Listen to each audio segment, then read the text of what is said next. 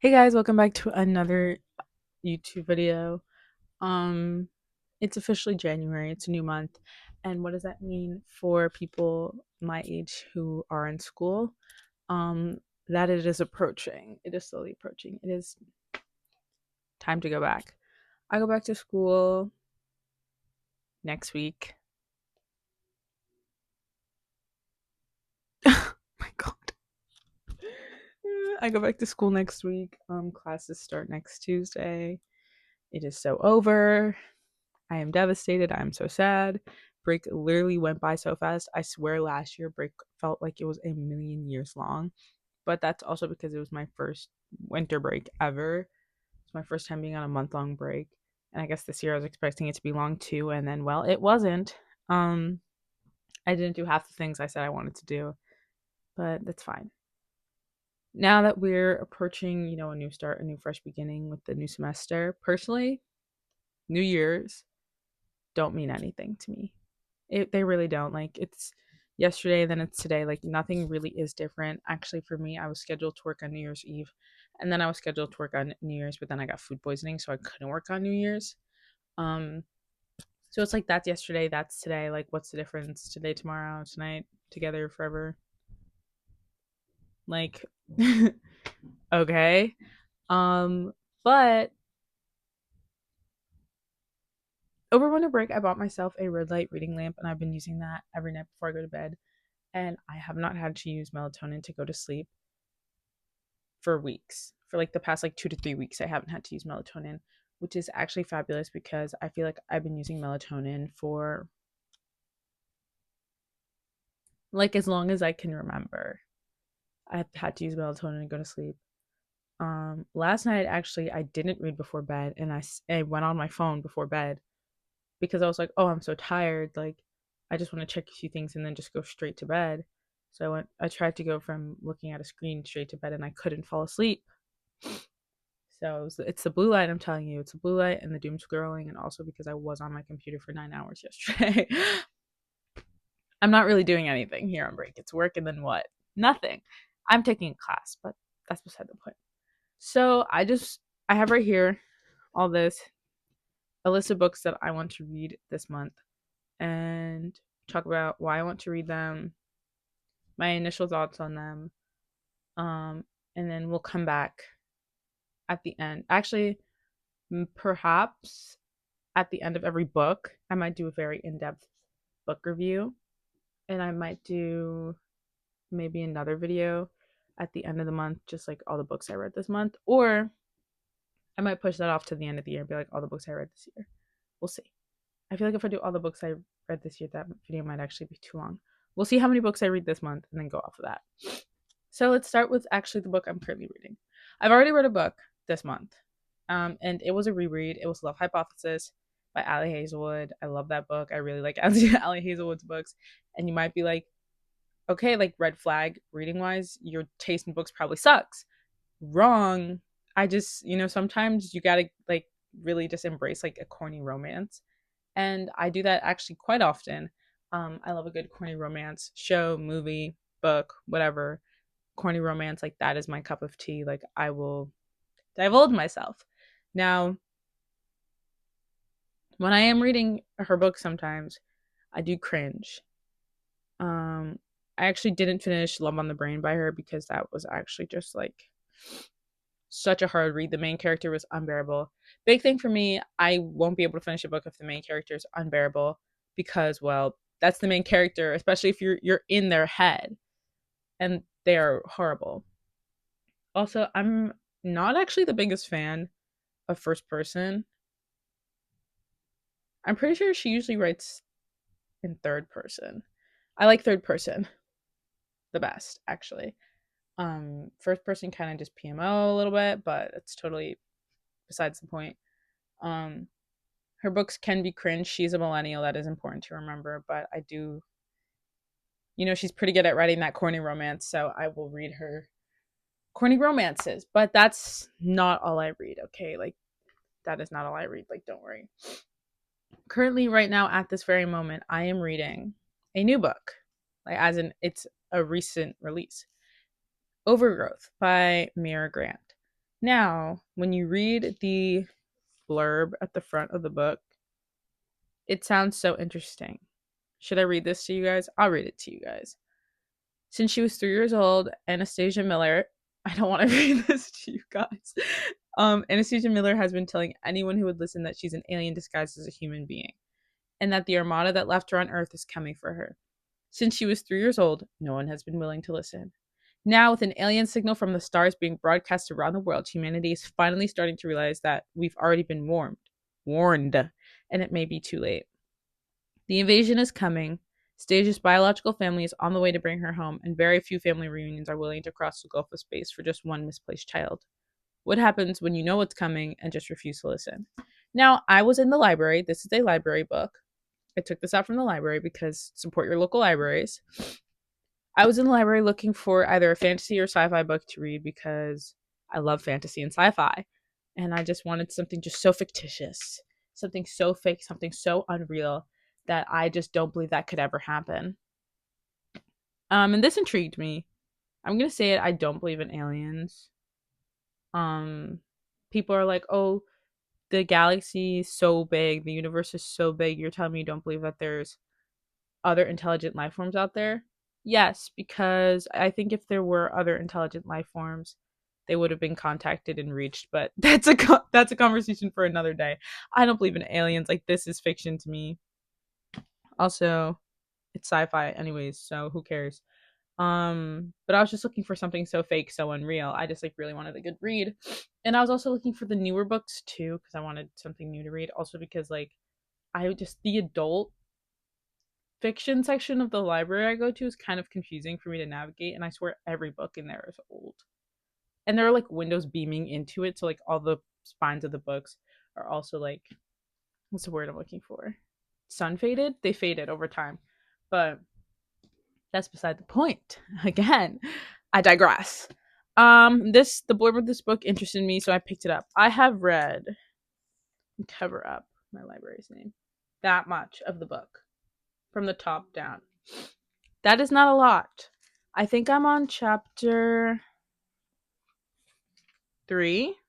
I'm on chapter 3, but the way this book is, it's split up into these like sections, and then the chapters have the sections, so it's weird. It's weird. But that's how, I don't know. I hate it, actually. Like, I hate this book so much, and I have not read that much of it. And guess why I hate the book? Oh, it's because the main character is completely insufferable and I cannot stand her. And also, another thing is that obviously, like, this author is clearly a millennial just like from looking at her picture. This author is clearly a millennial just from looking at her picture. The main character is not, though. She is supposed to be Gen Z, but this book takes place in 2030. Okay, so she's supposed to be 30 years old. In 2030, Gen Z is going to be 30 years old, the older end of Gen Z. Okay, it's 2031. That she's written like a millennial. She's written like a millennial. Like the way this girl is acting is like kind of disgusting to me. Like, she's pissing me off. And then, but that's just like the way she's acting in like a few instances, honestly, because so much of this book is just details right now that I don't even like. I've only had like 2 instances where I see her actually interacting with people, and I'm like, gosh, she's annoying as hell. Well, actually, I think it was like 3 instances. But the first chapter, so there's like a sort of epilogue that basically just talks about how she was created, because she actually is an alien. It talks about how she was created to be an alien, and then it moves on to like T minus days till the alien invasion. Because this book is just like, oh, there's an alien invasion coming. I thought that we were gonna experience the alien invasion. It's not like, it's only like the last quarter of the book is the alien invasion, Forge. But because I was like, oh, I'll read to the alien invasion. I'll see if the alien invasion is like actually good. I got a lot of reading to do, but excuse me. There's just so much time.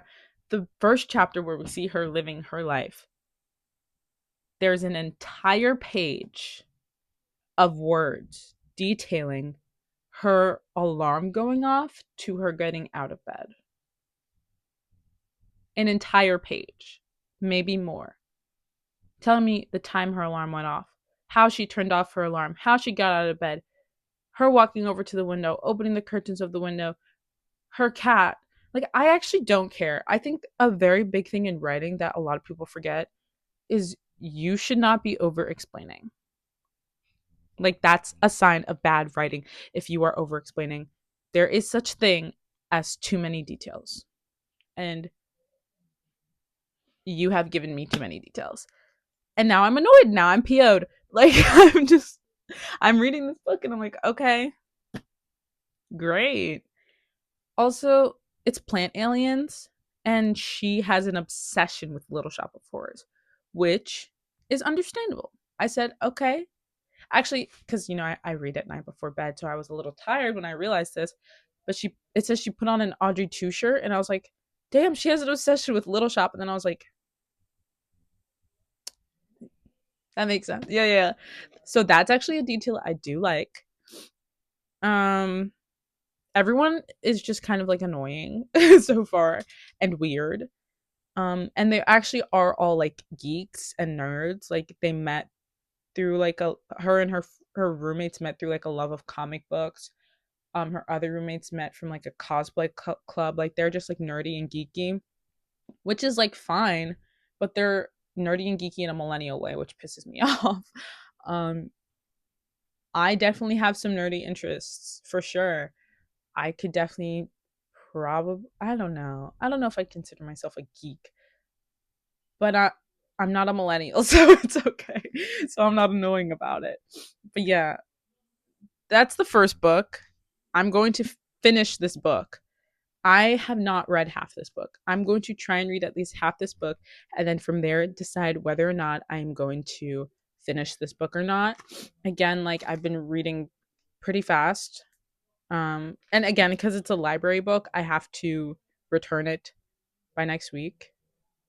Even though I have a library book on hold that I want to take to school with me and I'm just going to have to keep renewing it possibly. I actually don't know if that's a good idea. Does my lip look weird? I don't know. From here, my lip looks weird. But yeah, that is book number 1, Overgrowth by Amira Grant, that I'm currently reading and currently hating. So, book number 2 is actually super duper popular, and I own it. These next 3 books, I own all of them. The physical copy. Secret History by Donna Tartt. That's how much of it I've read. And you want to know when I bought this? I don't know. Actually, I've had it for a really long time. Probably like 2024, maybe 2023. I bought it senior year of high school. So that was 2023, 2024, that school year. That's when I bought this book. I have like proof of me reading this book back then. And I hadn't been reading physical books. I had been reading ebooks, digital books using Libby. I hadn't been reading the physical books, but now that I'm reading physical books again, it's time for me to hunker down and finish this book. Nothing interesting has happened. I have not gotten to anything good. I wanted to read it again. Now it's been 3 years of me wanting to read this book. I've owned this book for 3 years. It's literally been sitting on my nightstand and I haven't read it.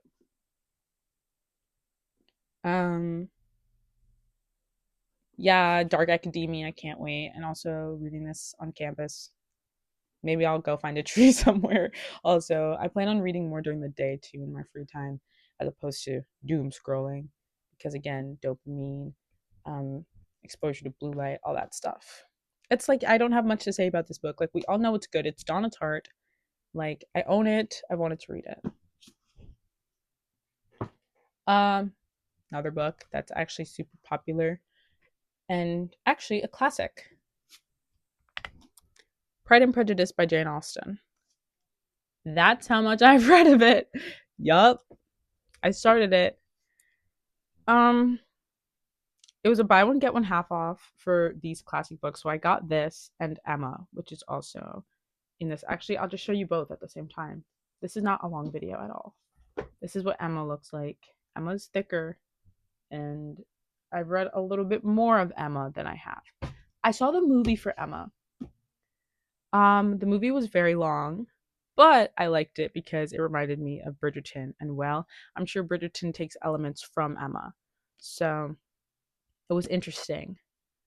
Um, and I think I'm actually going to like both of these quite a bit because again, I really like that whole what's it, Elizabethan, Elizabethan time period, that vibe. I like romance. And then also Emma's like gossip too. I tried to annotate both of these. I hate annotating though. Like I tried to be that girl who annotates and it just has like the aesthetic books with all the tags. But my junior year English teacher really did ruin annotating for me. I never liked annotating. From freshman year, they started making us annotate. I think even in middle school they had us annotating books. But my junior year English teacher really ruined it for me. So I hate annotating. Um so both Pride and Prejudice and Emma I'm excited to read.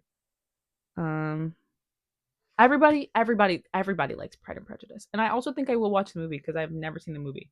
But everybody likes Pride and Prejudice. I loved the Emma movie actually.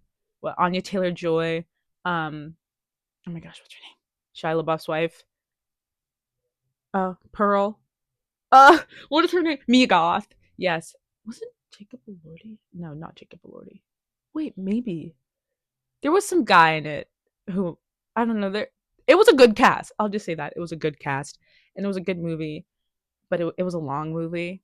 I think that's the only thing is that it was a movie and it was so long of like just the same like plot that just made it feel like that's long.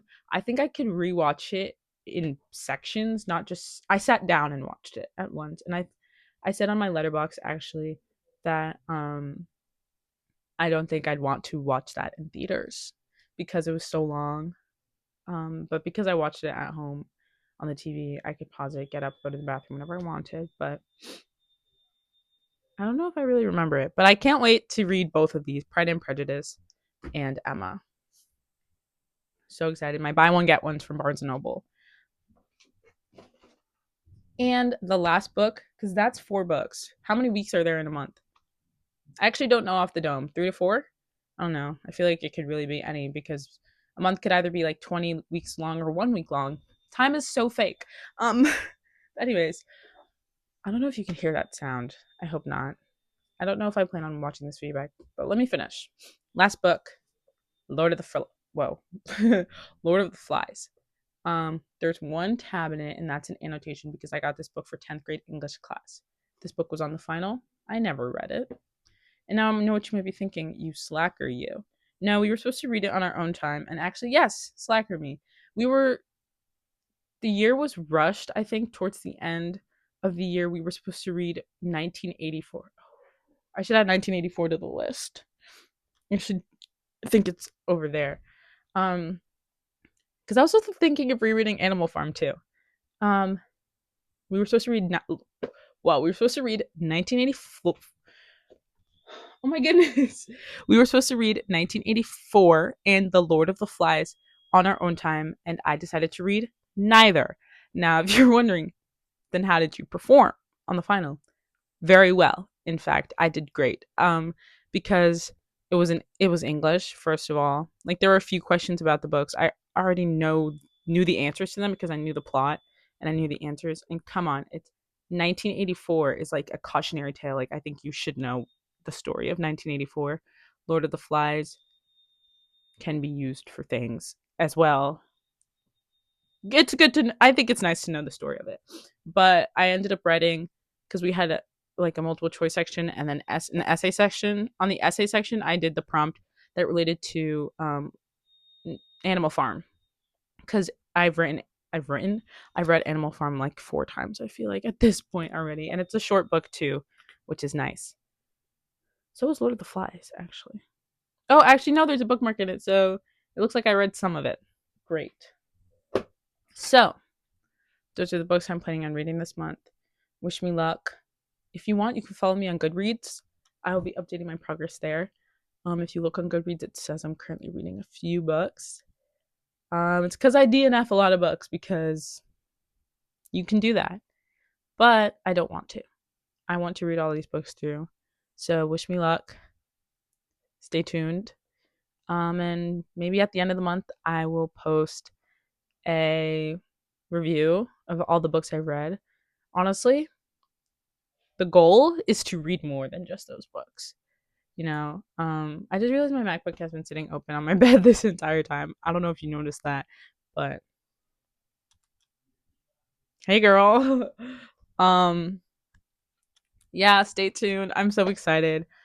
It actually really this brings me back to when I was so much younger because I used to read like physical books all the time. I never stopped reading. I read. Trust I read, but I read on my phone, the ebooks, the digital books, and I like to read before bed. And the phone, the blue light, it's not good for your circadian rhythm. And I'm just trying to be better. So I don't know. If you have any other book recommendations, actually, just in general, period, like please let me know down below because I just want book recommendations as well. Thank you guys for watching. Bye bye.